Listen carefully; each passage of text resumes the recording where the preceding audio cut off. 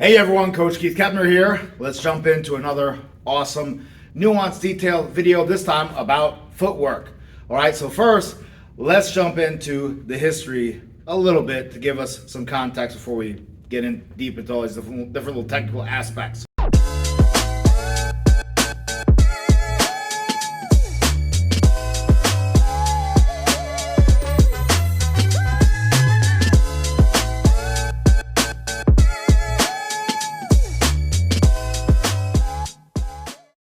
Right? So modern boxing, meaning over the past 150, 200 years or so, comes from fencing, right? So it's basically like fencing with fists. So therefore, obviously boxing has its lineage with that fencing type movement, but as you guys might know, with fencing you only go forward and backwards. That's where a boxing stance is obviously a little bit different, and we're going to talk about that base, where you want to be a little bit offline with those feet, not completely bladed, because you're not just going in and out, but you're also doing lateral movement in conjunction with that. Also, you're also receiving force, not only from punches coming this way, but punches coming from the side, so that also means you want to have some type of lateral base as well, while being sided up is important, right? But talking about the history, you think about people who have really innovated boxing footwork over the century, right? You have, really honestly, a lot of people don't think of it as a footwork guy, but you have someone like Joe Louis. Joe Louis, like Ali would say, flat-footed, old, slow Joe Louis, but that more precision of footwork, because remember, good footwork isn't necessarily flashy. It's not stuff like, oh my gosh, that's exciting to watch and fun to watch. That's not always the case. Sometimes little precise steps is actually the footwork you need and is the best footwork. But then on more of the entertaining side, perhaps, is people like Willie Pep, who obviously influenced people like Muhammad Ali. And then, of course, in a modern round, you got to give it to Lomachenko. Lomachenko, I think, will go down in the history books as somebody that just really popularized and modernized a lot of footwork and did it very well. And on a larger scale, right, for the standard boxing person that isn't going deep into some of these characters that you can name from the 80s and other eras that had very good footwork as well, but just is not commonly known or as popular, and they're not in the common lexicon. All right. With all of our footwork, though, we have to remember it's going to start from where? It's going to start from our base. If you are in some crazy whacked out base stance position, it doesn't matter what footwork you know or don't know, it's not really going to quite work. You need to have that base. Think about, when you're talking about base, when someone thinks of fighting, they oftentimes widen their base out hard because they want to feel more stable, all right? And I haven't honestly seen a wider base make somebody more stable. Obviously, if your feet are close together, like super close, you're not stable, but I just haven't seen it honestly be much of a benefit. There's one context nuance of a benefit of a wider stance that I'm not going to talk about in this video. I'll talk about it in one of my other videos. Also, I'm working on writing a book too about boxing strategies and tactics, and in that are some things that have to do with the wider base. But if you have a wider base, that's what everyone wants to do because they want to kind of dig themselves into the canvas and they want to have that wide mound under them because they feel like punches won't move them as much.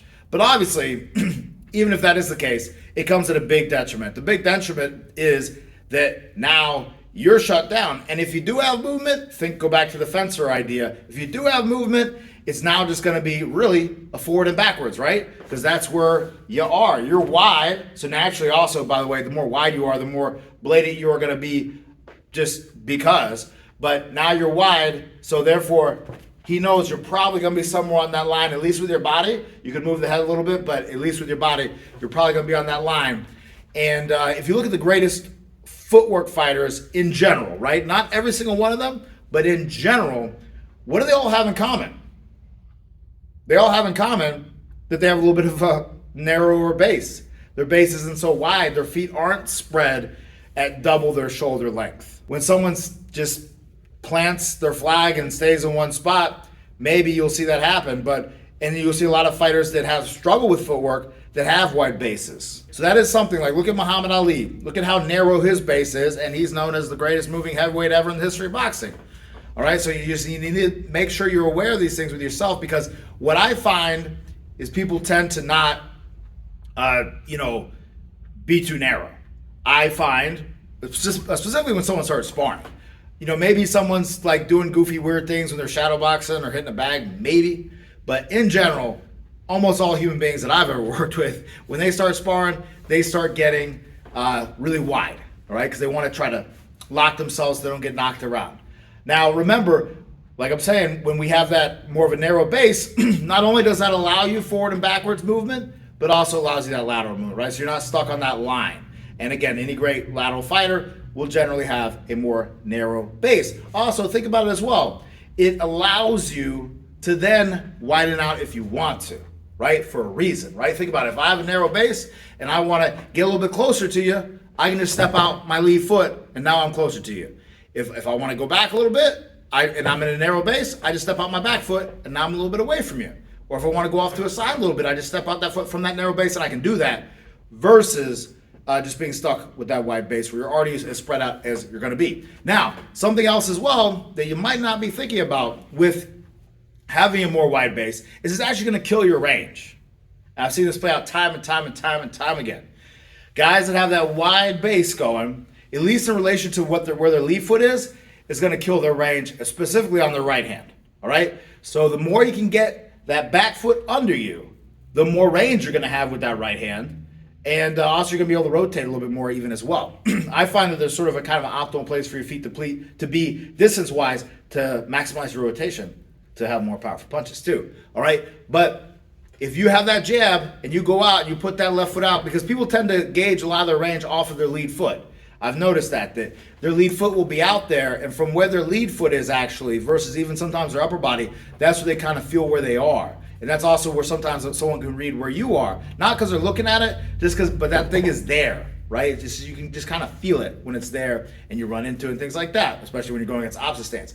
But based off of where that lead foot is, if that rear foot is way out behind you, now you're sitting the whole torso back and you're going to have less reach with your rear hand, your two, and you're probably going to lean with it then, fall off balance, things like that. I had one fighter that I've worked a lot with on him narrowing his stance. And the more he's narrowed it down, the better and better he's gotten. He has 20 plus fights, but it's a continual process of initially he would just widen that base out so hard. And when that base was wide, he was a sit and duck. When that base gets more narrow, he's moving. He's able to react in a multitude of different ways. All right, so these are just basic things I want you to make sure that you understand with your footwork. And lastly, on this subject of the more narrow base, think about it. Classic trainer, Charlie Goldman, little short guy. He worked with, famously, Rocky Marciano. And that is where that goofy thing in the Rocky movies comes from of tying Rocky's feet together, right? So he worked with Rocky Marciano, and Marciano was getting so wide all the time, and you can kind of see that in his fights. And you see him actually, the feet get a little bit more narrow as he gets more mature as a fighter. And so the folklore is that Charlie Goldman tied his legs closer together. So therefore, he was only able to step out enough to max the distance and then had to return back to a stance that kept them more narrow. So think about it. Charlie didn't, and no coach is going to work with you generally. I mean, geez, at least I've seen, I don't know, right? There's a lot of crazy stuff people do. But I'm no reputable coach, in my personal opinion, is going to work with you on widening your stance, right? Hey, man, you got to get that stance even wider. Get it even wider. Ain't going to be a thing. But a lot of coaches may work with you on getting that stance a little bit tighter, all right? And we're going to talk about all these things as we move forward. Now, let's talk about weight distribution, because, again, this all goes into footwork. Because if you don't have this stuff down, like I'm saying with the stance, but also with weight distribution, the footwork isn't going to be optimal as well, all right? So let's jump into that. We want to strive for around, ideally, 50-50 weight distribution between your lead foot and your rear foot.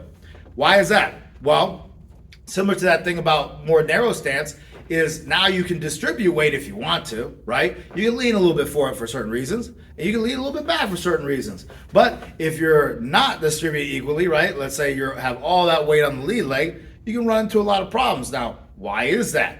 Hey guys, if you enjoy this content so far, make sure you do me a big favor. And if you're not subscribed already, click that subscribe button, click like, and drop a comment. Appreciate you guys. Well, think about it. What's the one punch that can not land very well, or it's hard to land? You know, you could land it, you can make an argument for it. But it's very hard to land, less likely to land, and not likely to even be thrown if you're not leaning forward. Think about it. If I'm not leaning forward at you, what punch am I not inviting? The uppercut in terms of headshots, all right? But if I'm leaning forward, I'm automatically inviting the uppercut. Also, as well, like I was just watching a fight last night, and this stuff's illegal, but people get away with it. You need to be ready for it as a fighter. Last night I was watching these two heavyweights fight. One really tall guy, one shorter guy. Shorter guy had a little bit of a bend of the waist forward. Not a lot, just a little bit of bend of the waist forward. Taller guy, illegally, because you're not allowed to clinch, it's not Muay Thai, was second the little guy came in, hand behind the head, push down. Or like if a hook goes, push down, forearm it down. Ref was letting him get away with it. He's giving little warnings here and there, but the guy was the favorite. And the ref wasn't doing crap about it. Little warnings, little warnings. The guy was literally double arm pushing him off and pushing him off with arms. Illegal. But the ref was letting him get away with it. And that's where you can't, as the fighter, that's being done to, be like, hey, dude, that's illegal. You got to adjust what you're doing. So if you're always leaning forward, you might be getting creamed by uppercuts more than you need to be. But also, you go against the wrong guy with the wrong referee, they're going to start pushing you down, pushing you down, pushing you down, wearing your back out, and making it so you can't get off. And you want to get off. All right, now, if you do want to lean away, in general, again, there's oftentimes a time and place. And let's be clear, this is boxing. People call it sweet science, and that's a cool, awesome name for it. But I mean, to be honest, it's not the sweet science. It's the sweet art, right? Or it's the awesome art, right? It's a martial art. And that's where the term art is very important there. Because, like, yes, it does operate in the realm of physics, but it's art in the way that there's a massive amount of variety with how things can be done in a way that you can accomplish something, right? Just like with music, there's music theory, right? There's boxing theory. And music is something, there's many ways to do the music. There's many things, and there's a theory behind all of it, but it's not necessarily a science, if that makes sense. Hope that makes sense to you guys. All right. Now, if we do want to not be 50-50 on our feet and we want to distribute our weight one place, the one place I recommend working on distributing it more is on the rear leg, to sit back a little bit. Because again, I want to say I've never, but it's hard to say never, right? Never say never. But I cannot think of a time, and I can think of many times, that I've had fighters that I work with that are front foot heavy, meaning they're leaning forward. That's what front foot heavy means, right? Their weight is there, but why is their weight there? Because their body's leaning there, the torso's there. And if you're front foot heavy, we get hit by those uppercuts. Let's sit back a little bit. Why would you think about the game of chess, right? The king and the queen, the most important pieces, all right? I'm not a good chess player, but the most important pieces are in the back. The pawns are up front. Your fists are your pawns. The king and the queen, or the king is your head. Don't put that in front. Have that in back, right? So have that weight just sat back a little bit. It's going to minimize what you're open for. It's actually going to defensively allow you to see more things, right? Because you have more space. You have more time to react to what is created in that space.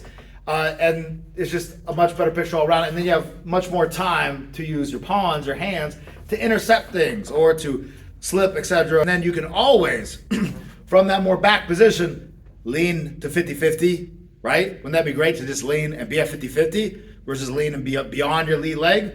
Because that's one of the biggest things in boxing is a good general rule is don't have that head going over that lead foot.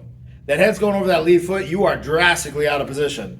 And unless you're really, really, really, really, really doing something special, don't make a habit of doing that. One thing as well with the leaning forward that's a detriment to an aggressive fighter, because I know what you might be saying, man, Coach Keith, I'm aggressive. So I put my head in there, I'm getting in on him, right? That's my footwork, I get in. Well, if you're leaning forward, it's actually gonna hurt your footwork. Why is that? Because if I have all my weight on my lead leg, guess what?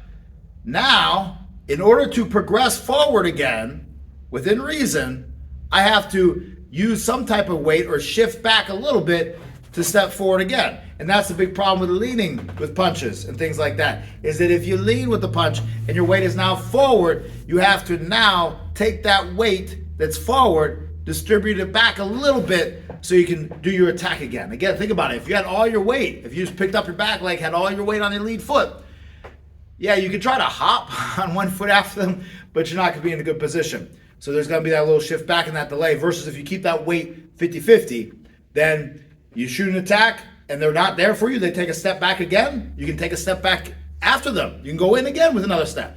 But if you lean in on the first step and all the weights forward and they take a step out, now you're stuck there, hung out to dry, and you got to shift weight a little bit back before you do your second attack. All right?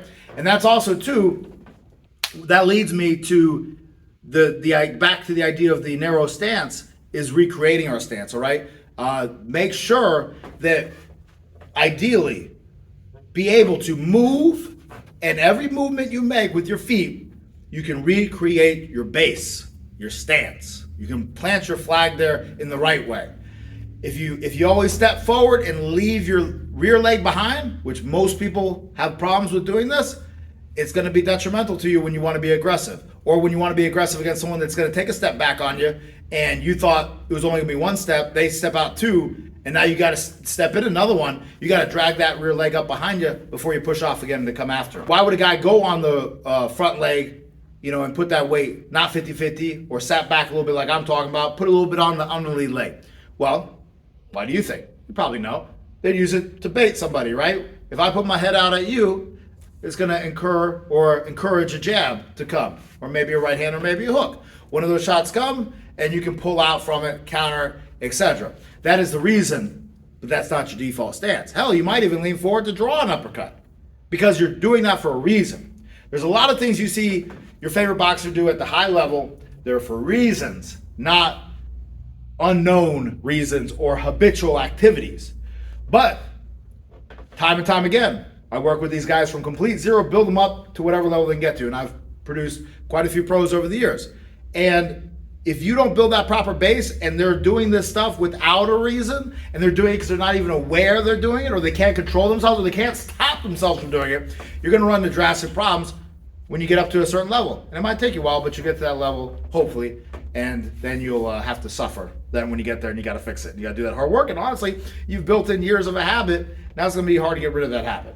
Let's talk about balls, all right? Let's talk about the balls of the feet, right? And to be clear, it's funny how many people don't know just some basic anatomy, right? I'm not saying like I'm an anatomical genius or something, but I had this problem too, where it's like the heel looks like a ball kind of to me. I don't know. It just looks like a ball joint, like on a trailer. So if you think of ball with that, so I just know a lot of times when I'm working with guys that, they don't have a lot of schooling or things like that, and I say ball, they're not really sure what the hell I'm talking about, right? I'm talking about that part that's right below the toes, that is what you go up on when you do a calf raise. That's the ball of your foot, all right?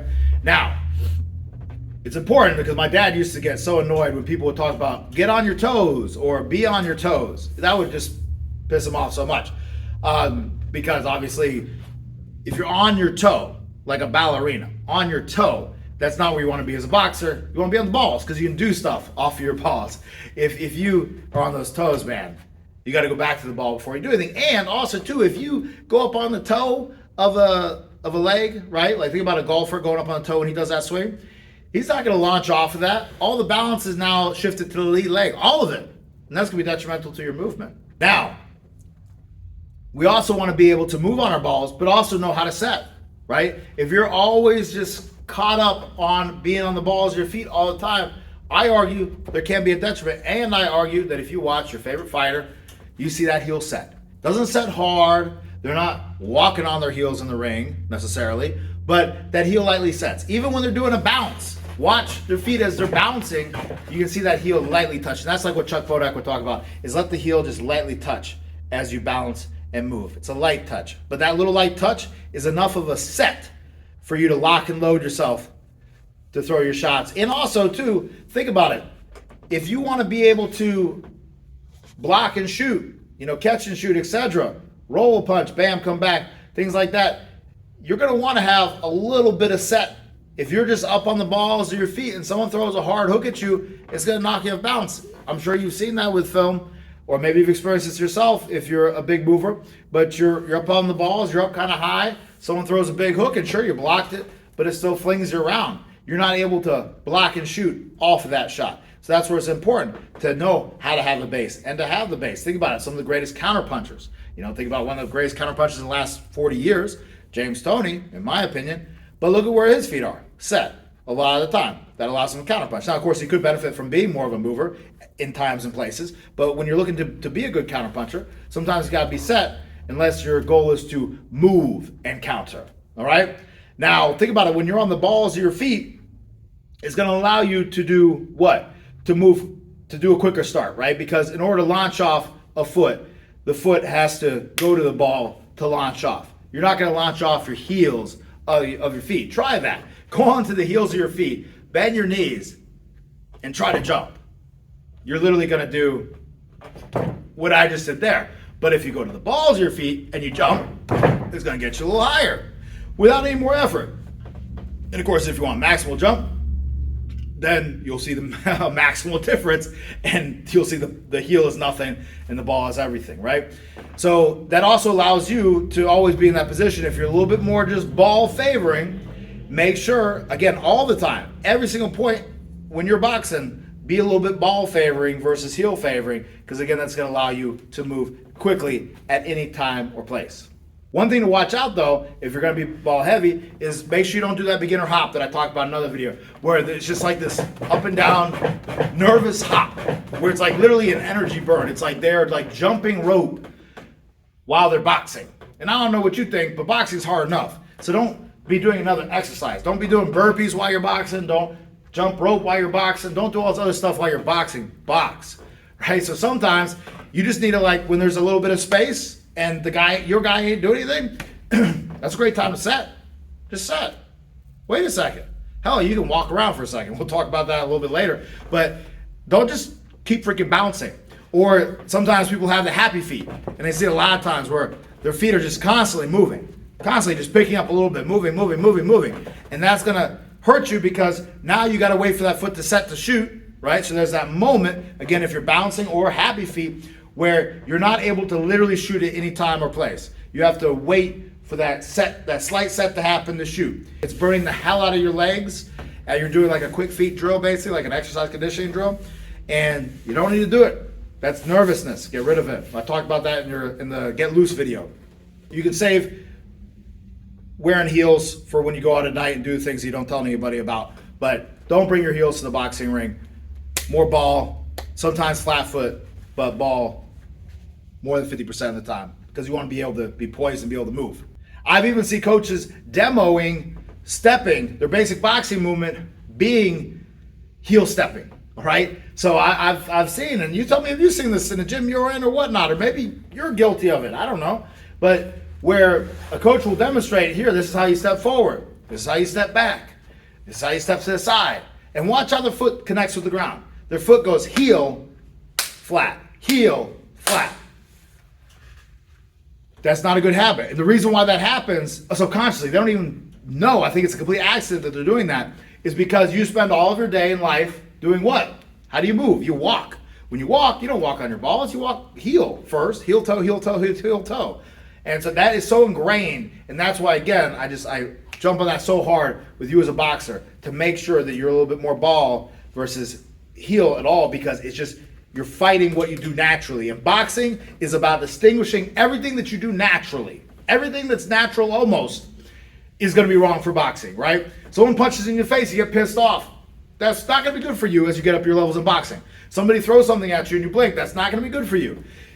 Walking on your heels, not going to be good for you. Straightening your legs up, not going to be good for you in boxing. Being tight, not going to be good for you. So boxing is about distinguishing all of these natural reflexes and habits and creating the ones that are going to be specific to this sport. Let me give you an example of the heel step and how it came into play with the fight. Roberto Duran, probably the greatest lightweight fighter in the history of boxing. He beat Sugar Leonard in that first fight. According to Angelo Dundee and folklore, might be true, might not be true, but I'll share it with you. So according to Angelo Dundee, in the next fight, Dundee said he saw and noticed that Duran, when he came in for his attacks, he was a heel stepper.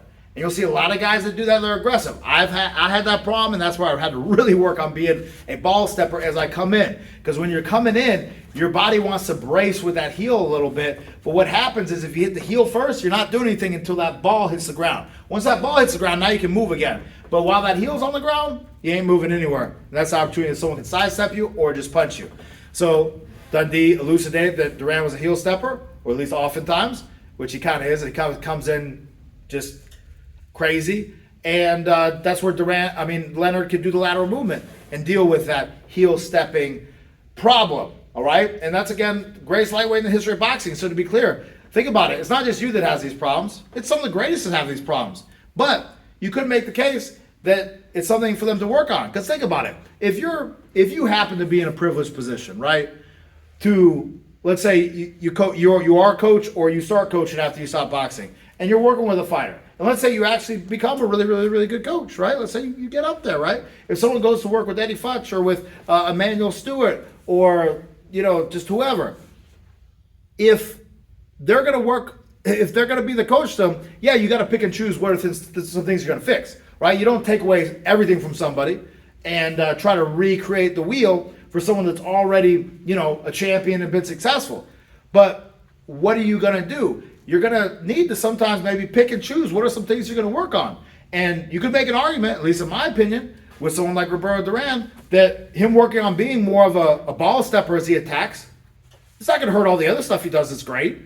It's not changing up his whole style. It's not like, hey, Duran, you fight this way. Let's have you fight this way. It's not like, hey, Muhammad Ali, you fight like how you fight. Let's have you fight like Joe Frazier, right? It's not doing that. It's these little adjustments that if the guy is receptive, can make a big difference. And remember, let's not, like I said in the last video, don't deify, don't glorify, don't make your favorite boxer or boxers you like gods. They're not gods, they're men. They're men, and all men are flawed in life and also in boxing. We're not perfect. Now, let's talk about big and small steps, all right? Both can be useful in boxing. One is going to be more important than the other, all right? With everybody that I've trained, and most everybody, when they're doing any type of combat, they want to leap, right? That's a natural thing of wanting to leap with your shots or to jump and do big movements. What I have found from my experience coaching over the years is that you want to make sure people learn how to move just enough. Again, talk about destroying natural stuff. Just enough. 4 inches, 5 inches, maximum about 6 inches. How big is 6 inches? That's the size of a dollar bill, all right? That's how much your foot is going to move. So wherever your toe is into the ground, right, where the tip of your toe is on the end of your foot, 6 inches out from there is about how big you want your step to be, or even sometimes less.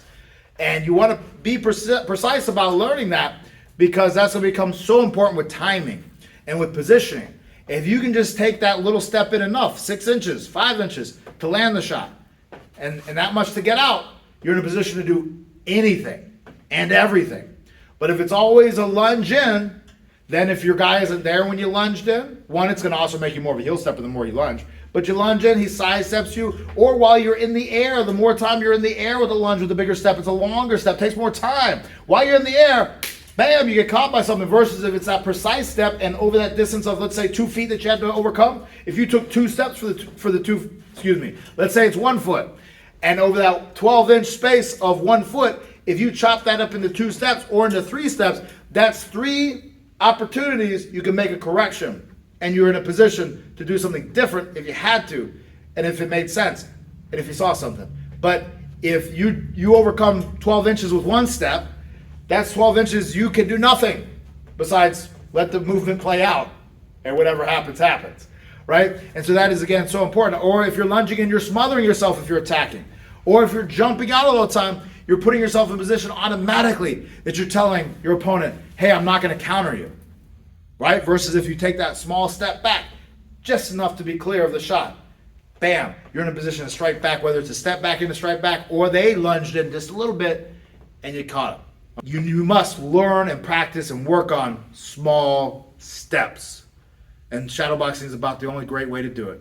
Just work on those small steps and be mindful of it. And then once you've been mindful of it, create the habit, build it becomes automatic. Hey guys, something I just started is the membership option for this channel. So go over there and check it out. There's 2 options. The second level, you get the opportunity to actually have your sparring and training videos reviewed by me with tips and advice to help you become a better boxer. Just put that right hand in front. That's all you gotta do is just put that right hand in front. Right hand in front. We solve some of that. Because the range, see, he tried the 1-3 and the range wasn't there for him. So you can have that right hand in front and not have to worry about the 3 if you manage your range well. Big shout out to Italian Puncher who just joined, and hopefully you'll be next. There's a time and a place for big steps. Okay, again, foundation of boxing, learn how to step small. There's a time and a place for big steps though. You see it successful all the time. Problem is too also, like, people will see the big lunge in with a hook, and they're like, damn, that's what I need to do, right? And that's all they do. Or they see the boxer that does the big lunge out and woo, out of a shot, and they're like, oh man, look how cool that looked. And that's all of what they do. Versus, what are the little nuances they don't even see?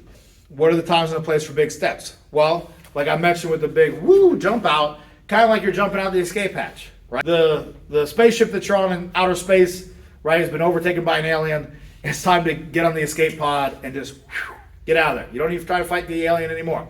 So there are situations when you're boxing someone and you've maybe tagged them up, bam, bam, bam, bam, bam, like, woo, you just hit them with like 5 clean shots.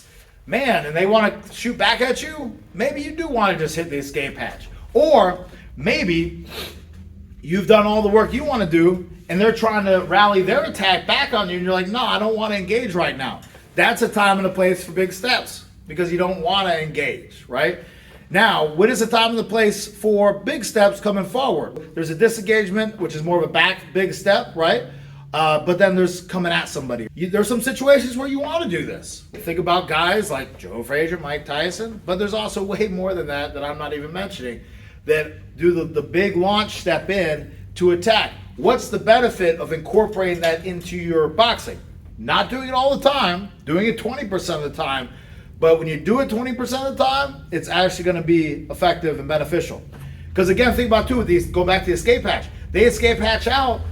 If you're always taking that little step out, a good boxer can read that that's the amount of space you're taking, and they can make sure their movement matches that, right? But if sometimes you're jumping out and escape hatching out, again, keeping the chin down, keeping your foundation together as you do it, basically meaning keeping your chin down, and then sometimes you're taking a little step back, they don't know how much they need to step.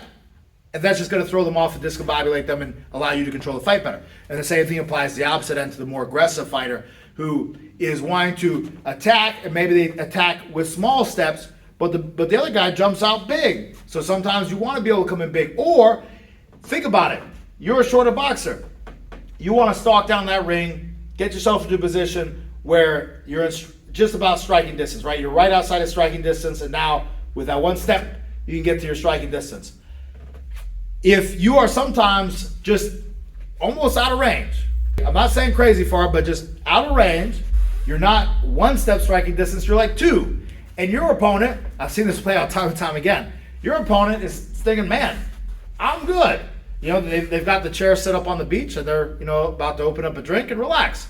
Put the sunglasses on, close their eyes. And they're like, oh, dude, that guy was like all the way down the beach. I didn't think that guy was going to be able to freaking like mug me or whatever. But dude, bam, you're right there. So being able to be further than that 1 step range and attack in, that's where guys, again, like one guy come to mind, Manny Pacquiao's good at that. Not too far, you think, for him to do something. And then all of a sudden, bam, he's in your face. Now, that's the element of surprise. And that's a very important concept to work on as an aggressive fighter. So being able to actually lunge sometimes, but again, don't do it all the time. If you start doing it more than 50% of the time, a good enough fighter, maybe, honestly, sometimes guys can't deal with it. But a good enough fighter will be able to catch you. And again, what type of base are you building? Let's build a base that's going to be successful for the longest amount of time against the most types of fighters. It's important to be able to change the amount of movement as well to stay safe in a variety of circumstances. Let me give you a circumstance that I use this concept a lot. I might have an amateur fighter that's a beginner. They maybe have 1 fight, or maybe they don't have any fights, right? Or they're just very great, and they are maybe going to work with someone that is a pro fighter, an experienced fighter. Now, of course, obviously, I'm going to tell the experienced fighter, hey, this guy's new, and take care of him, things like that. But again, a guy that's a pro fighter, that's or a high-level amateur that's a kind of a killer, their kill instinct is sometimes hard to hold down, right? And you got to accept that. They try to control it, whatnot, but sometimes things can get dicey in there. How do I keep my guy safe, right? Because I want him to have the experience, and of course, if things get too hot, I'm going to take him out of the ring, right? As any good coach should do. And I'm not going to have him get beat the hell up. But what am I going to do to keep him safe, right? Is it going to be, hey, champ, keep those hands up? And it might be. Hey, champ, keep your chin down. It might be. But something that I find is even better for that, because they can keep their chin down and their hands up, but against a good fighter, chin down, hands up, and you're stuck in one spot, ain't enough. Or It's not enough to just be moving. You can get on your bicycle, chin down, hands up, whatever, on your bicycle, and yes, you're not a sitting duck, but against a decent fighter, they read that movement amount, or they read your movement. They can stay with you. They can cut off the ring. They know how to do this, right? And they get you to where they want you. So that's where using this concept of the small step and big step, whether it's in or out or around, is very important. Because if a fighter doesn't know where you're going to be with your feet, irregardless of what you're trying to do with your punches, you're again, I'm talking about a situation where you're trying to survive a little bit against a guy, right? You're getting that ring work, and maybe now he's starting to turn it on you, and we want to stay safe. If you're always taking a couple little steps back, he knows to reach in a little bit more, and he can just catch it, right? He can fall in and catch it. But if sometimes you're jumping out, he knows that fall or lean in isn't going to be successful and beneficial for him. He's not going to hit anything, so he's not going to take the chance. Or if you're always inching back, he knows he can inch after you. But if sometimes you're inching back, boom, smother in, step in hard, now all of a sudden, you're there, like in there. He can't throw very well, smothered. But then sometimes you're out. If you're always jumping in, he just runs you into something. But if he doesn't know if you're going to be jumping in, jumping out, or taking little steps lateral or in and out, now there's a lot of variables going on that he's now had to adjust to. And so you just focus on that with your movement, and trust me, if you keep a decent foundation and you're in decent shape, you can actually get away with some time in the ring with a far more experienced guy and at least stay safe when they start to try to turn it up on you. But of course, the worst thing you can do is just keep doing what you're doing. Meaning, they start turning up on you and you just stay in one spot. They start turning up on you and you just get on your bicycle and it's the same bicycle at the same speed running around the ring. Or they try to turn up on you and you just try to just only walk forward and smother them down, because a good fighter knows how much you're doing that. They're going to cut angles on you or take a little step back just enough to make you run into something. All right? But putting in that variable and that variety, massive impact. I've had to work time and time again against guys that you would know. I've had guys that you don't know spar against guys that you would know that are now starting to come up and they've been fighting on TV and stuff like that and survive against these guys because of these concepts. All right. Now, just to tie all this home, let's talk about a fight that happened recently. You got that guy, Frank Martin, against Gervonta Davis, right? And of course, Gervonta had his plan, and he worked out his plan. There was a great plan for a 12-round fight for a guy that's a power puncher. Great. Now, Frank Martin also had a good plan as well. Good strategy, everything. Good stuff, good stuff. But, in my opinion, where he ran into trouble was when Tank got him in that corner on the ropes, then Martin just starts doing this, bobbing, panic mode. But you're only dealing here. But as a boxer, you need to be three-dimensional. So don't just go up and down with the head or side to side with your head, but go in and out with the feet, right? Because if sometimes in those situations, if he would just smother Tank intelligently, Tank will get shut down, right? Sometimes he does the jump out when he doesn't have ropes behind him, and then sometimes he does the jump to the side of the other side. But those big steps and changing that movement like that would have been beneficial versus you end up on the rope and now you're just like, oh, I just got to go defense and move my head and try to not be killed. Man, that's a great opportunity when you hit that rope to go forward and smother a guy that's trying to walk you down and create a little bit of space. Sure, you have the chance to get caught by something, but as we know, he had the chance to get caught by something by staying there. And again, you're going to add more variables. The more variables you have on an object you're trying to hit, the less likely you are going to be to connect the shot. Now, with footwork in general, we need to be very careful about tells. That's one of the biggest areas, besides punches, obviously, that you need to worry about is having tells on your footwork. Because someone can anticipate almost everything you're going to do, and a good fighter will be able to exploit you very badly if he can tell what you're about to do by how your body position is and what your feet are doing, right?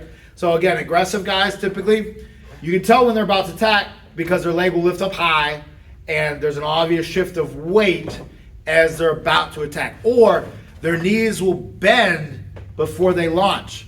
You need to have those knees lightly bent all the time. Not extremely bent, but just a light bend. One term for it is like soft knees, right? But having that slight bend, so now you're able to attack.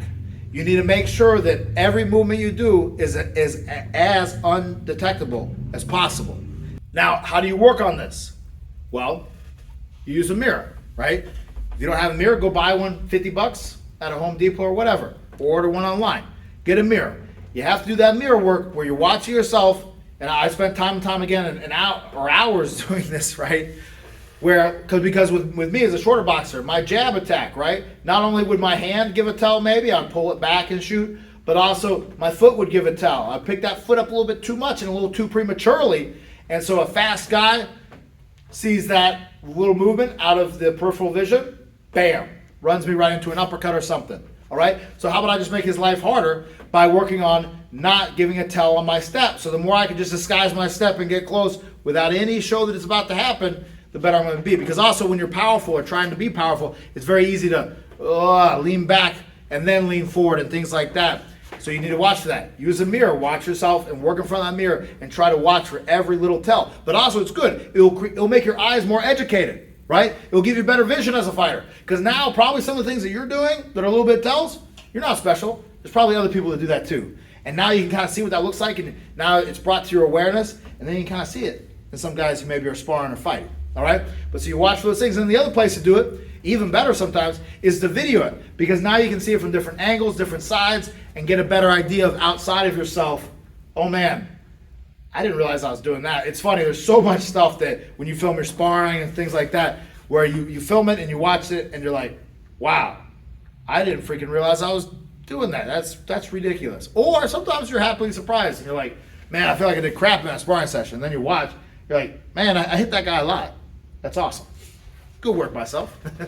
All right, so make sure you film it. Now, what are some different technical aspects we need to do to consider while we're working on not giving tells with our footwork? Number one is, like I mentioned, you want to keep those knees slightly bent so we don't have to bend the knees to do anything. There's no reason at any point, any time in boxing. This is one thing that I will say never. And it's a rookie thing to lock your legs out. So if you do it, stop it.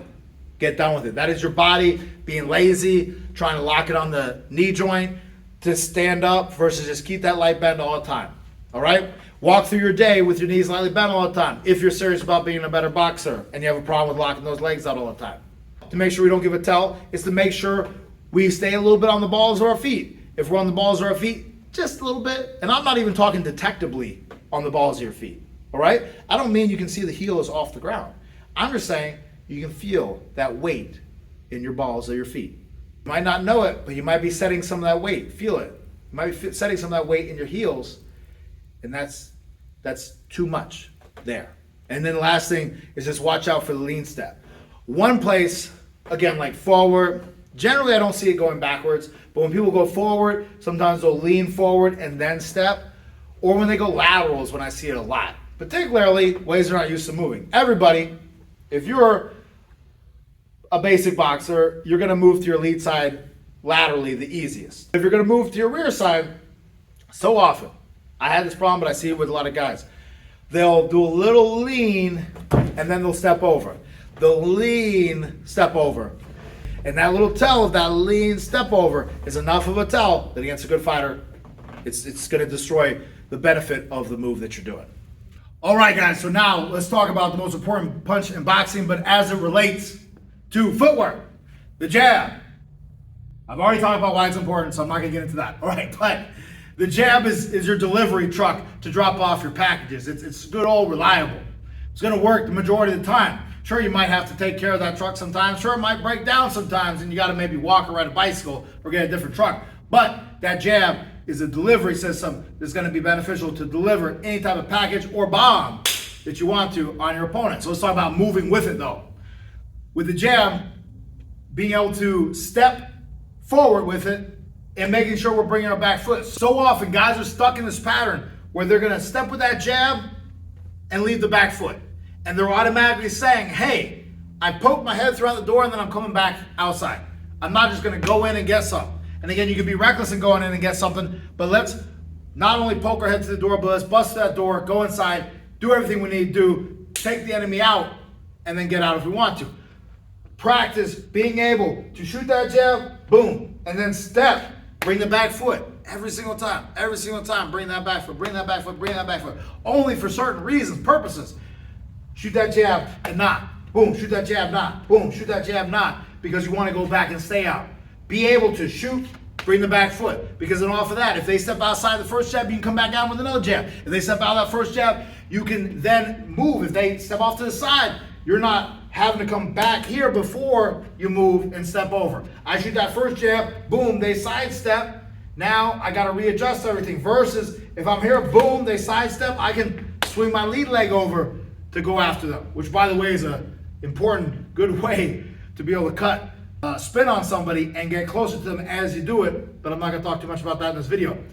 All right, now making sure with the 1-2, yes, to shoot a fast 1-2, go 1, leave the foot, bring it up with a 2. It does allow you a lot more speed on that 1-2. I'm here, bah, like that. I can get my 2 off a little bit faster, bah, type timing. But your timing doesn't always need to be bah with the 1-2. It can sometimes be bah, bah. Be able to shoot that jab, bring the back foot before the right hand goes, before the 2 goes, and then shoot the 2. So I'm here, and you can still get some nice quickness on it. I'm here. See that? I brought the foot up, because guess what also? If let's say I shot that first jab, and I wanted that 2, and I'm like that, and they're out, and my reflexes are fast, and I'm like, oh, the 2 wasn't there. The foot had already come up, and now I can do whatever else I want. Or you planned on that 1-2, you shot the 1, but you brought the back foot, and now maybe it's a hook time. Versus if you're dead set on that 1-2, 1, now you gotta bring that, you're probably not gonna get that 3 off. But if you shoot that 1, boom, bring that back foot, now you can get that 3 off. We're good to go. You got all the options.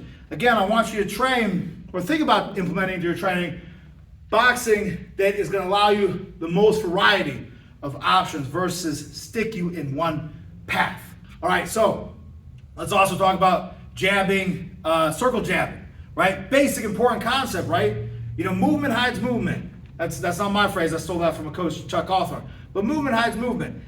If I'm moving my hand, which is punching in the face, and moving my feet, it's hiding the movement. So being able to, like here's my guy right here, I'm able to circle, jab around. But remember, to work on all this stuff, you don't need a freaking bag. You just do it in the air. That's all you gotta do. Circle. But notice my steps are very small. I'm getting around. I'm not staying at one point. Because that's one thing to remember too. Look, if I just keep this foot set here and I just spin, it ain't gonna do it. Unless that guy's like moving over that way, right? But then also I'm kind of following him in that situation. That's not what we're about. But anyway, make sure though, rookie things. Make sure we don't, let's say I'm here. My guy's here and I'm gonna jab a couple times so I end up facing you. I'm here, boom, boom. Sometimes we'll do this. This right foot will swing too much as we're circling, and it puts us in a position so you're not able to throw your right hand. And that's a good way to test yourself to make sure you're in position. Is circle jab 3, 4, 5 times. Circle jab as much as you want. And then somewhere in there, shoot the right hand. And if you have good feet position and the foot isn't going too far, you'll be able to get off the right hand. And if not, you'll feel very awkward with that foot too far around. But being able to jab around and circle, especially on like a stationary person, gets them out of position, gives them a punch while you're getting them out of position, is scoring punches, controlling them, and also setting up the other shots you want to get. Typically, it's going to be your right hand off of that. Now, also being able to step back with a jab. There's a few different ways to think about this, but the old school way that I was taught it is this foot goes out, the same time this jab goes out. Boom, like that, and then you bring the lead leg with the punch. So I go here, boom, goes out, boom, comes back. But what this allows me to do is with that one punch, I'm out of your range, or at least more than I was before I shot it. And then as this comes back, now I am out and I can do what I want to do. So being able to move that rear leg with that jab, that's something people have such problems with. It's so hard. You're so ingrained, and it's just easier to move your left with your left. So they want to move the left with the left here, and they go back, they want to go like that. And, you know, I'm not going to tell you that's going to get you knocked out. It's not going to make you a horrible boxer, but I just recommend that you try to incorporate using that back leg to get that jab going same time. And then that translates me to the last point, being able to jab, step into your rear side. So if you're southpaw, it's going to be your left side. If you're a right-hander, it's going to be your right side. But being able to shoot out that jab from here and being able to boom, boom, step over, not cross step, not boom, over with the left like that, boom, wham, but being able, because that's a little bit extra, boom, wham, a little extra time versus just boom. I'm exactly where I was, where before it was boom, wham for me to get there. Being able to step that right foot over. Also, when you're stepping that right foot over, know how to not step back as you do it. Know how to not, as you step to the side, not go back into the side, but to actually go just right to the side so you stay within the range you want to stay with. Maybe they're on the ropes and you want to stay with them. You want to have feet coordinated with you. That's going to be the best way to do it. Hey guys, make sure you stick around to the end of the video where I give my best training tips and exercises for better footwork, and also a bonus tip, old school tip from my father. Let's talk about some basic ideas of moving with our punches. Now, before you think about moving with punches though, it's a big thing, because I used to run into like this one coach who would always be teaching people to step forward with every single punch they had and to move with every single punch they had. But my thing is, a shorter fighter, as someone who's more of a power puncher, things like that, if I got you here on the ropes or in a corner, I don't want to step in more with my punches. I got you where I want you. I'm here. If I step in more with my punches, what's going to happen? I get too close. I smother. Then you tie me up or whatever. I don't want to smother my range. I don't want to smother all my work I did to get you there. If for no reason, while I'm trying to get off on you, while I'm trying to get my shots going, right? So I'm trying to get my shots going, and as I'm getting my shots going, I'm getting too close. I'm not getting my maximal leverage on my punches and things like that. So be able to have somebody here. Remember, when you're shadowboxing in the ring, things like that, remember, that doesn't mean you're here. If there's a human body right here, they couldn't fit here. If there's a human body, think about my human body's here, my lead foot's right here. Therefore, you're going to be about that far away from your opponent if you're kind of in close on the ropes. But be able to throw your punches hard and on bounce while staying in that one spot in your perfect range. But also, just to give you the other nuances, be able to come after the guy, right? So be able to step in with your punches as you throw them. Be able to step in with a hook and things of that nature. Step in with the right hand as you shoot it. Be able to step back with it. You shoot a shot where someone's coming at you, one of the greatest things you can do is bah, bah, bah, bah, throw.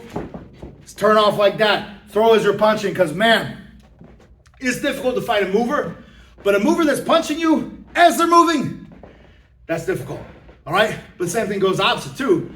It's difficult to fight an aggressive guy, but an aggressive guy that can hit you as you're trying to move back is also beneficial to them and bad for you. Tough time, all right? But of course, remember, the jab, using that jab is gonna be the least committed punch to do this, right? So if I'm here and I wanna, we're a little bit out, but he's close to that corner, I'm getting him close to that corner, I'm here,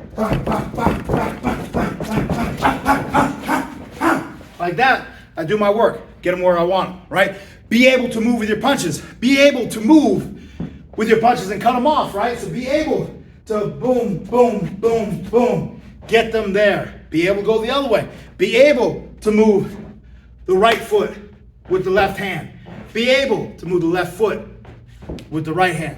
There's a lot of benefits to it. Can't go into all the nuances, but that's those tips. All right, guys, let's talk about cutting off a little bit in the ring. Now, obviously, if I'm in a situation like this where a guy is right here, I don't necessarily want to worry too much about steering myself this way to try to even cut him off, because he's got a lot more real estate that way, all right? So I want to make sure that I stay with him, right? I'm not just going to like go over here and give him all this way out, but he knows the corner's here, or if he's smart, he knows the corner's here. So therefore, I'm just going to be a little bit over here, just very slightly. So he's right here in front of me, like where you are. And if I'm cutting him off, I'm just going to lean a little bit more on this side just to encourage this to happen, and then I get him in that corner. But make sure when you get him in the corner that you don't slightly go on this side unless you want him to go that way because you want to try to run into something. But honestly, I think that's too dangerous or it's too much trouble. It can work. It's a strategy. It's cool. Make it work, great. If you do that, I recommend probably going for the body, because if they're a smart boxer, when they exit that way, they're not going to exit like that. They're going to exit like that, going under. Go for the body, so at least you got something to stop them, all right? But if I got my guy right here, and I've done all my work to cut him off, right? Again, cutting off is just mirroring. Think about mirroring. He goes to his left, I go to my right a little bit. He goes to his right, I go to my left. And I'm actually getting slightly closer as I do so with small steps. That's the key with the small steps, guys. If I'm trying to cut off someone with big steps, I ain't going to stay with them, right? Think about any sport where you do movement and you try to stay with somebody like basketball or football. You do big leap, someone goes right around you, right? So those small steps, and it's not a lot of energy. It's those little steps, creeping in until you're ready to explode like a panther. That's one thing Joe Louis was so good at, was to just do those little creep. And that whole time the guy's pressure. He's waiting for you to explode. Creep, and then you do what you want to do, all right? But remember, so often we'll get someone in the corner here, and I recommend move the head, things like that, but don't be too quick to be like, man, I'm going to cut an angle over here, right? Because then they got a path out. Or you're here, I'm gonna cut an angle over here. Now they got a path out. If you're a short guy, let's keep him there. Do your work, do what you do, smother down. Now he doesn't have anything. Do your work, do what you do, step out enough that he has to now step to you to get you, but you're right there still. Does that make sense? And you can move the head as you step out to be defensive as you step out, but be right there still so he's still stuck there. Make him frustrated. Make him feel desperate in this corner. Make him feel like he can't get out of there because you don't want him to get out of there. Keep that guy there, all right? That's some basic ideas of cutting off. All right, so now let's talk about learning how to not cross your feet. Because again, that's something just everyone does naturally, but make sure in relation to your opponent, you can keep your right foot slightly on the right side. You're still sided up, but your right foot is slightly on the right side, and you're not crossing those feet because that's going to be problems when you're a beginner. Also, learn how to break the rules as well. Don't be so rigid and stuck into anything I'm talking about. Anything, because it's an art. All right? Don't be stuck. It's all theory. Don't be so stuck that you can't throw a punch with your legs slightly crossed or slightly out of position and things like that. I'll tell you where I had the biggest revelation of this. It was early on when I started coaching. I took some pro guys up to Maryland to fight, and I saw some guys up close like Jared Hurd, this guy Mike Reed, but Jared Hurd is a champion, name you might know, but he wasn't that at that time. But he was on the pro circuit, and I saw all these guys, and just one thing that stood out to me that I just never noticed until then was how these guys could throw and their feet aren't with them, right? One foot's up in the air slightly, like they're about to step and they're throwing with the other hand. There's shots that are being delivered by any position, with any foot position whatsoever, doesn't matter. And I honestly, I challenge you to be the same. So again, we're working on these techniques, we're working on these concepts, but don't let it be a limiter. Let it be a base builder. Let it be something that allows you to have more success and to do more things and to be more efficient and effective. But the moment it starts becoming a neuroticism and the moment it starts impacting performance too much, then it becomes a detriment and it's not actually expanding your ability as a fighter. So just keep that stuff in mind. It's very important.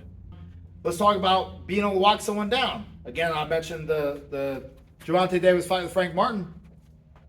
Classic, kind of honestly more modern thing because you didn't see a lot of guys do that 30, 40 years ago. But just being able to have the hands up and walk somebody down. Walk, and they're just walking. You're just walking. You're not burning a lot of energy. You're not running after someone. I remember when I first started boxing, I wanted to try to run after someone and try to knock them out. But guess what would happen? After a round of me trying to run after someone and knock them out, if I did not hurt them and knock them out, I'm pretty tired. And then the next round, I mean, I'm getting beat up a little bit. So, and then I got to recover that round, try to get back at something on the third round. But you can't just go trying to blitz after somebody. So being able to just walk. But when you're walking after somebody, learn, practice, shadow box, how to walk and then shoot a shot and set into your stance, right? So you're not just walking and then throwing punches completely out of position. Maybe your first punch is just a shot, like while you're walking, you shoot a jab and you didn't actually like recreate your stance to do that jab. But then very quickly after that first punch, now you let that fall you into your actual stance to throw your shots. That's an important concept. And the second thing, talk about walking, let's talk about walking off. There's opportunities, times and places in boxing where it's good to just walk off, right? You don't turn the back, but you just turn the shoulder a little bit and you walk off one direction, right? Your guy's right there. And I've seen it play out psychologically in a lot of interesting ways where someone will pop and tag somebody all up and then kind of walk off like this, like they're just like not engaging anymore, like they're stopping the sparring session or the fight. And it's funny because we're all programmed by these little things sometimes. So I've seen that guy that just got popped, see his opponent walk off like that and be like, oh, he's stopping. I'm not going to hit him, right? I want to be a good sportsman. It looks like he's stopping. And I've literally seen this play out where it's like a guy will do that the whole time. And if it's my guy that's having that trouble, I got to be like, dude, get after him now, right? He's walking off, go after him, all right? So that's just a psychological and like technical idea there, conceptual idea of look like you're disengaging. Don't turn the back because that's illegal in boxing, but just look like you're disengaging and you'll be amazed with some guys, it will make them disengage as well. It's really hilarious. But then also as well, what if someone is a good fighter and doing like what I'm telling my guy, if my guy has a guy that's doing that and is trying to go after you with that. Be able to do that walk off and then boom, shoot a shot, right? Almost like hide the right hand or the rear hand behind the lead shoulder just a little bit as you walk off. You're literally just walking off with your feet, and then bam, you drop the shot on them as they come in. Those are important ideas. Being able to walk off the other way and do a shot just right off of that walking. It's the same thing as the walk down. You're able to throw a punch from a non-boxing stance position. And by the way, that's something that's becoming more and more common with like USA boxing and things like that. It's talking about the universal boxer idea of just being in no stance and throwing punches, right? That's a concept. It is a newer concept, but remember, newer isn't always bad, right? Newer isn't always better either, but it's not a bad concept in my perception and idea. At the end of the day, you got to hit people, right? And so however you can hit people, do it, right? Now, again, everything I'm talking about, though, is going to help build the base for you to do that more effectively more of the time at higher and higher levels, right? And to fill in holes that could be exposed later as you go on as you box, all right? But at the end of the day, don't miss the point, and that is this is just boxing. This is just boxing. Now, let's talk about tips for angles, right? Everyone's favorite subject when you think about footwork.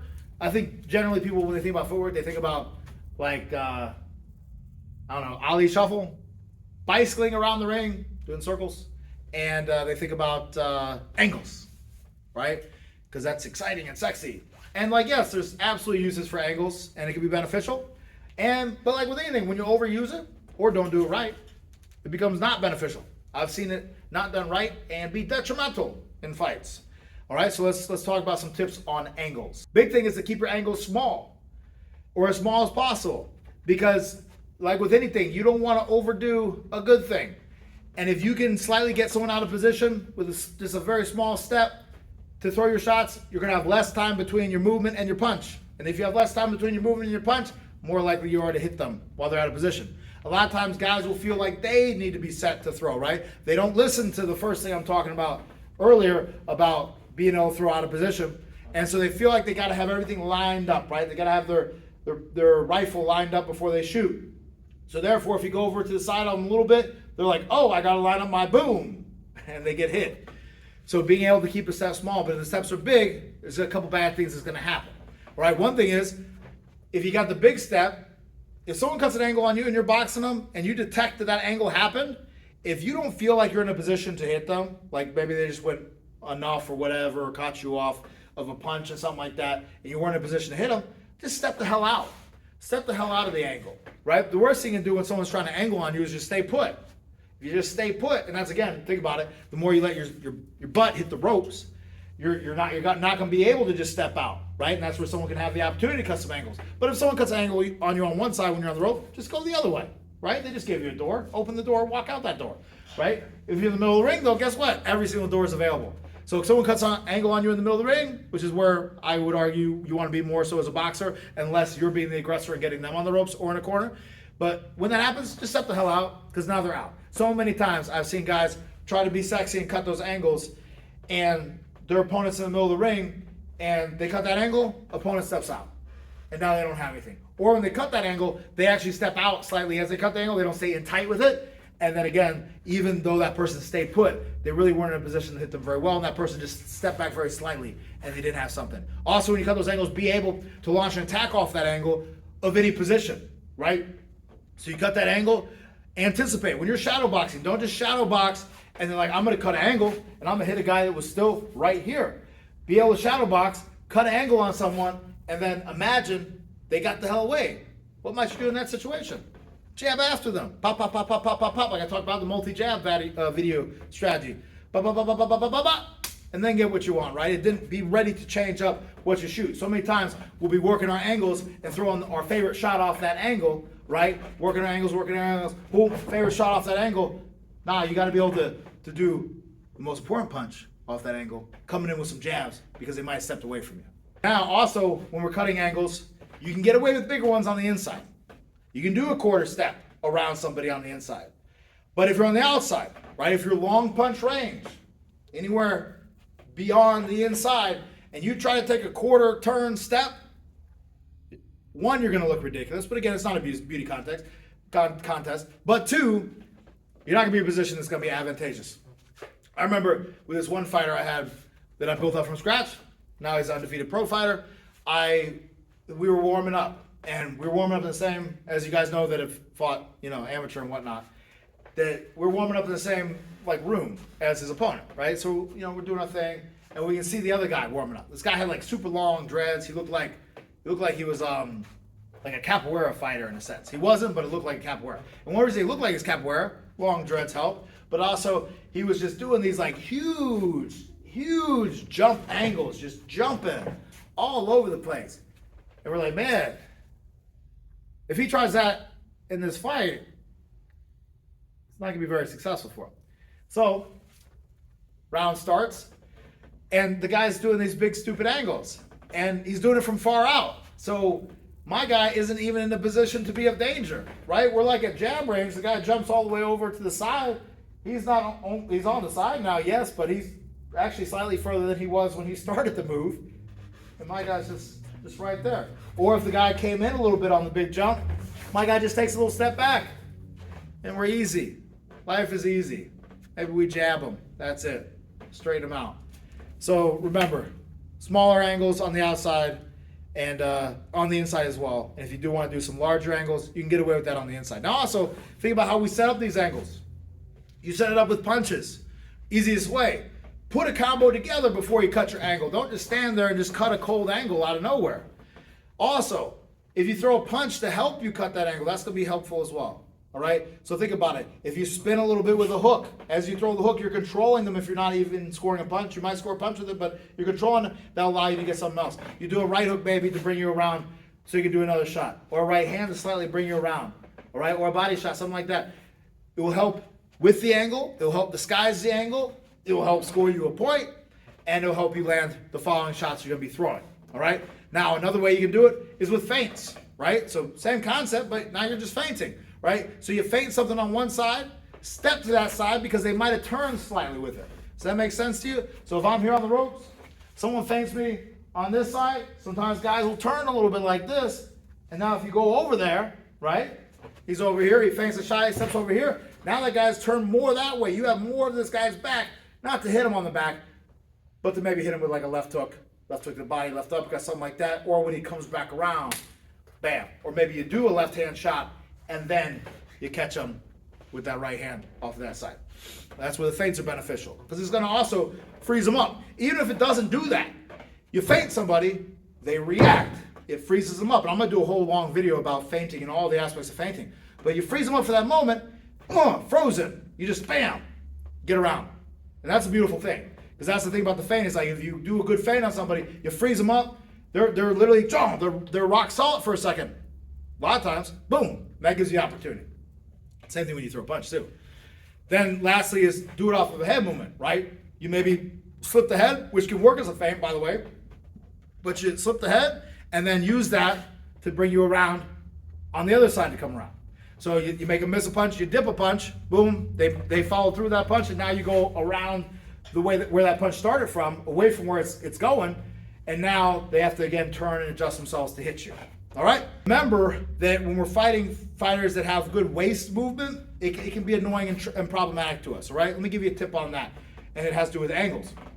You have guys that will bend at the waist hard. All right? Think of like a James Toney type guy, right?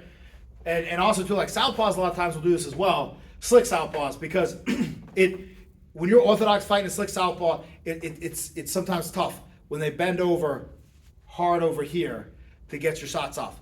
Now, one thing is when they bend over, what I recommend doing is cut an angle to the opposite side in which they're bending from. Because think about it. Let's say we're orthodox and orthodox fighting each other, right? And I'm bending hard on this right side like this.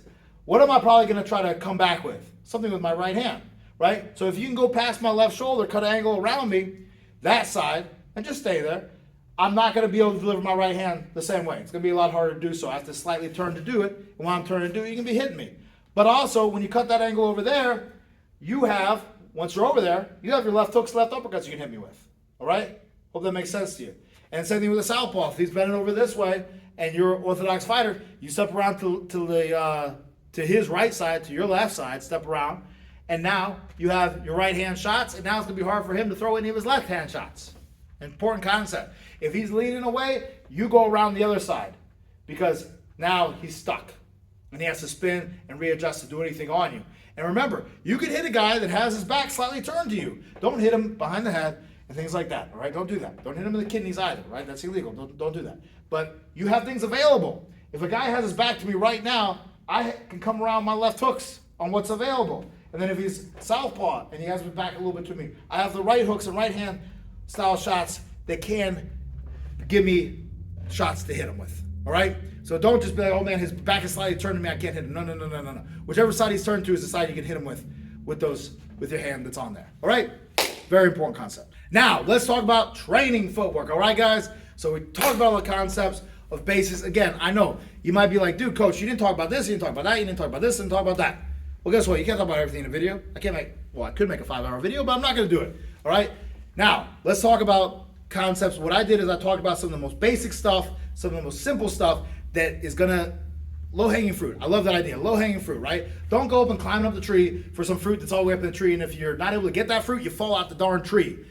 Well, you freaking got some grapes hanging right at your head level, reach up and grab them. And that's what everything this video was stuff that you can reach out and grab right now, beginner, intermediate, advanced, and either put into your training and techniques, improve upon, or bring back to focus to get yourself back on point. All right, if you've been having troubles with different things that involve some of these footwork items. All right, so first off, let's talk about rings or what you're working your footwork on. That's something I don't ever hear talked about, but it's a good thing to think about. And it's something that I know has affected my training when I box. So a lot of times when I would box, because we didn't necessarily have a gym when I boxed. My dad had his gym that he ran for years where he literally supported off of pro fighters, but then when he was kind of stepping out of boxing and he started training me, I was the only person he was training. So a lot of times we'd train on concrete and we'd train on hard floors. And I found it to be a detriment. There's slow rings and there's fast rings, right? If you have a ring that has a wrestling mat as your base of the ring, that's a fast ring. If you have a ring that has just like some of these rings, people put a lot of cushion on those suckers, that's a slow ring. So if you're used to always training, let's say on concrete, and then you hop into a boxing ring that has a decent amount of padding on it, you might feel a difference. I'm not telling you should feel difference. Try not to be all, weird about it. But you might be like, damn, my legs feel more tired. I don't feel like I can cut my angles quite as fast. All right? So I recommend trying to train a little bit with a padded floor of some type if you can. And if you can't, don't worry about it. Don't be too crazy about it. But try to do that because that's going to give you the feel of creating force and movement off of a slightly softer surface, all right? And then some people think, and it's not a bad idea to have, if you have this luxury, right? If you got those YouTube dollars or whatever, right? Or you got the big money, or you got a big sponsor or something, is have a ring that's all super soft and have a ring that's more standard, right? So that super soft ring is going to be more draining on the legs. It's going to also make you feel a little bit slower. But man, once you transfer to a standard ring, that's like going from the standard ring to concrete. You'll notice like, dude, I'm a lot faster. And that little bit of extra split second time is very valuable in boxing, as I'm sure you know. Now, something also as well you need to do with training is to move in the ring, right? But moving it with your eyes closed. I know it sounds weird, but I've literally had guys do this, and I feel it's beneficial.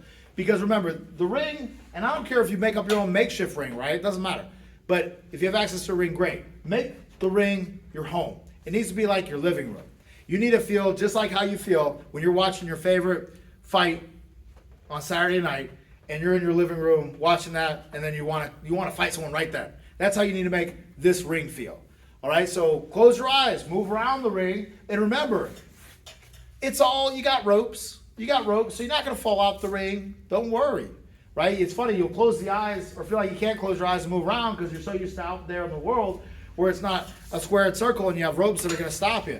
So close your eyes, move around the whole ring, and get to feel and know the ring just with your body instead of visually, right? So you can feel where you're at, because a good fighter can feel where they're at in the ring. But then also a benefit to that as well is that when you're moving around, if you're moving backwards sometimes, this is great. This is a great way to incorporate some kinesthetic aspects into your training. You feel your calf hit that bottom rope. You feel your butt hit the rope. Now you know what that feels like. Well, you feel that in a fight? Let's move off. Or you feel that in a fight? Throw a combination, move off. Let's not sit on the ropes. Bad habits. Old fighters that need to retire, sit on the ropes. Don't be that. Don't be that. All right? So anyway, but that's a great way because you can be moving, eyes closed. You feel that rope touch, boom. You move off the rope, spin off the rope, etc. Throw. And just super valuable training, very basic, but it's very nuanced and mindful and beneficial. Now let's talk about some basic drills though too, and then I'm gonna go back to some training. So some basic drills you can do like with a partner, and then one in general. Two with a partner and one in general. One with a partner is just cutting off the ring, right? So you have a partner that, and it doesn't matter, you make square on the floor, I don't care, right? Do it in your living room. And have one guy, his job is to move laterally, and your job is to stay with him, I didn't talk about cutting off much, but I went over just a touch, but it's a very important concept, very basic concept. If you're following, no good. But just practice with your buddy and then switch. Then you try to move laterally, try to keep your position, and your buddy tries to cut you off. And do it slow and controlled, but with enough speed that you stay with them. All right? Another drill is zombie drill, where one partner just walks at you. Just walking, maybe with their arms out like they're a zombie, and you can cut angles under their arms, and they're trying to put your head in between their two arms, and they're just walking, squared up, walking towards you, and your job is to shuffle back a little bit, cut off under and off to the side, turn, and it gets you that feel of boxing an aggressive fighter, some basic moves with that.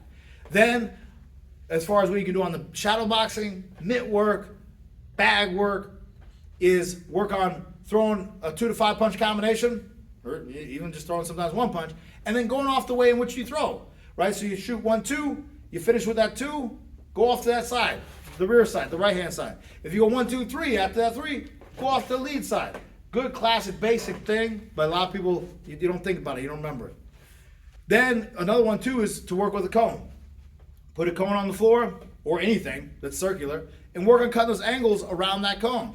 It's very important to not just spin on your foot, but be able to step around and turn, or step and slide around. And that's where that item on the floor can give you the feel of what it's like to step around a foot or to step around an opponent. Because you're not going to be able to stand in front of a guy and spin on your lead foot and be in a good position. You'll be open if you do that, unless they're just coming at you and rushing you. Also, another great exercise, skater hops.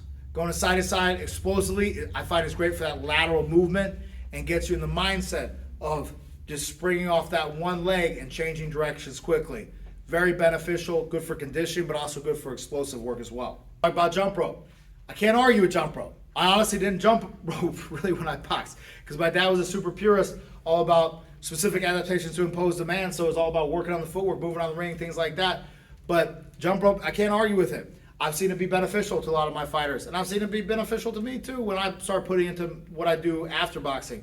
Working on being lighter on the feet. Also, heck, jumping rope encourages you to keep those feet a little bit closer together, which, like I'm talking about, is good stuff in the very first item about being a good boxer, instead of being so wide. Also, you can literally jump rope in your stance, right? You can have your feet shoulder width apart and get those legs going up. And if the feet are not too far apart, and if you get the timing right, you can jump rope in your stance. I recommend doing that. Very important concept and technique to do. One of my friends is a coach, Xavier Biggs. His brother is Tyrell Biggs. He was the first super heavyweight gold medalist ever in the history of boxing. And he beat Tyson for a spot in the Olympics, and then he ended up beating Tyson as a pro, and Tyson, got him out of there. But great fighter, and Biggs is a great coach. But he's all about that jump rope, and he jump ropes just like Sugar Ray Robinson. He's up there in age, Biggs is, but man, he jumps rope beautifully, and he's light on his feet. So I really do think it has a benefit for teaching you how to be a little bit more ball and be light on the feet, because you don't want to be just stuck all the time. Also, what also helps keep you light on your feet is running. I find just running gives you that benefit of just learning how to not only mentally deal with the soreness or fatigue of legs, but also it just makes you a little bit more light on those feet. Okay, make sure when you run, of course, you run a little bit more ball. I think that's good running anyway, but also we're talking about boxing, so we don't want to be running with the heels. All right. I think it's going to be a lot of stress on the back and things like that if you do run with the heels, but I'm not an expert runner, right? Even though I've done a lot of races and things like that. So make sure you run those balls. Also, incorporating some sprints would be beneficial as well. I'm not going to go too far into all those items, but that's a whole nother thing that we can talk about. Now, one thing that you might experience as a runner or a boxer that does running, at least a lot of my guys have, and I know I did, is shin splints. I don't know what it is about boxing. Maybe it's like all the calf stuff that happens with boxing, where it overworks that part and underworks that tendon that's on the front of the shin. But man, so many people get shin splints. You ever had that problem? Well, if you have that problem, it holds you back, or if you start running and you start getting that problem, the fix for it. Just simply take that foot and do this with it, right? Standing up, just cocking your foot up, just like that. And do that 30 times. Burn it. And do that every day. And that will increase blood flow, increase a little bit of strength, and help strengthen that tendon to hopefully help you get rid of the shin splints. It did it for me, and it did it for many guys that I've worked with, all right? With running, a good rule of thumb, though, before I jump on to the last topic, or last training technique, with running, let's try to get in 10 to 15 miles a week. 10 to 15 miles a week. I don't care how you dice that up. 2 miles a day here, 3 miles a day here, 5 miles here. Try to get some shorter runs and try to get some longer runs, and it will make a big difference in your training. I promise you. All right? Now, I didn't forget about it. Shadowboxing, guys. Shadowboxing. The most important thing besides sparring and actually fighting to be a better boxer, to have amazing footwork, to be the most phenomenal, fabulous, flipping footwork guy that you ever seen. Shadowboxing. Shadowbox every single thing we talk about. You don't need a freaking cone. You don't need a partner. You don't need a bag. You don't need anything. You just need your darn feet and movement, and that's it. And a space to move, and that's it. Doesn't matter. All right? Shadowbox every single thing. Visualize that person in front of you, them doing the different moves, different things we're talking about, and you doing what you need to be doing. Shadowbox. I can't say it enough. It's not always fun. It's not always exciting. Sometimes it's boring as hell. But if you want to be better, shadowbox. I've had guys be gone for a while. I've had guys go to jail for a while. Come back. First day back. First day back. Look great. They spar. First day back. They look great. Why? It's not because, like, with some that have maybe gotten in trouble with the law, and it's not because they did prison training or some crap like that. I ask them what you've been doing. I've been shadowboxing, coach, just like you told me. That's how they got better, right? Do the same thing. All right, last thing, old school drill tip from my dad, who, rest in peace, is no longer with us, but of course he was, my mentor and coach, and he would do this with his guys. This is a great finisher, right? This is not going to be great to build up speed. This is not going to be great to do in the beginning of a workout. This is a great finisher, but it's super fun, super hard. And this one you do need a partner, or you get something heavy. But have someone jump on your back and move around just like you would when you box.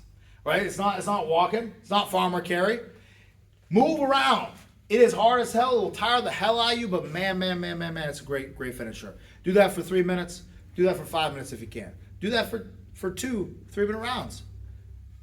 Do that as your finisher. That's a great one to build up that strength and endurance at the end of the workout. Remember, you don't want to do strength and endurance at the beginning of your workout. You want to focus on the velocity of movement in the beginning of your workout. Warm up and then velocity of movement. And then at the end is where we put our strength and endurance. All right, guys, I hope you enjoyed this video. If you got any questions, thoughts, make sure you comment below. Make sure you like. If you haven't subscribed already, make sure you subscribe, please, because it helps the channel out and helps me allows me to do more of this. And make sure you maybe share this with somebody that you think might benefit from this. All right, this is Coach Keith Keppner. Watch out for the next video, guys, and I very much appreciate you. See ya.